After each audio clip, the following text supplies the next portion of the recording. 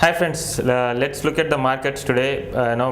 Once again the markets are in a free fall mode on Friday. Once again, after closing about 200 points yesterday, below falling 200 points yesterday.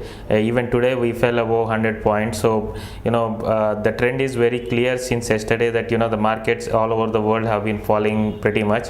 Continuous flow of bad news is also making the markets fall. Yesterday you have seen that services sector in Europe has shrank. There is negative data from China. There is negative data from US Fed. Saying that they are helpless right now to do anything more. To give any kind of stimulus. Other than that, you have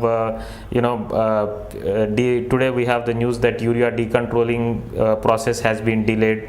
Definitely all the the flow of news.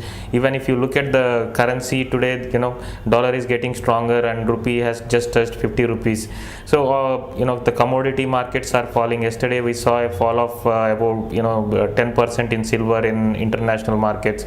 So definitely we are seeing a flow of bad news everywhere. So I don't think that we are anyway going to maybe we might bounce back from these levels around 4800 4750, the previous 52-week low, but definitely in a medium term range of we are going to break that levels of 4750 and 4730 and make a new low. Other than this, any rupee depreciation in rupee is a big positive for the IT companies. Maybe they might correct for a few days, given that the market fall is there. But this is definitely the time to buy IT companies. TCS around 980 or HCL Tech around 380. You can buy them because for them it's a very big positive. Consider a margin expansion of about 10% in profits. Any company will take that any day. So definitely you can you can buy IT companies at this point of time. You can expect 10 to 20% returns on them. Other than that, as I said, just avoid any other stocks. One of the stocks we have been recommending is Geetanjali Gems.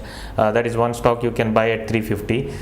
This is a stronger stock in the falling market, so you can buy that with a target of 500 for long-term investment. Other than this, if you have any questions or queries, contact me at money@highbiz.tv.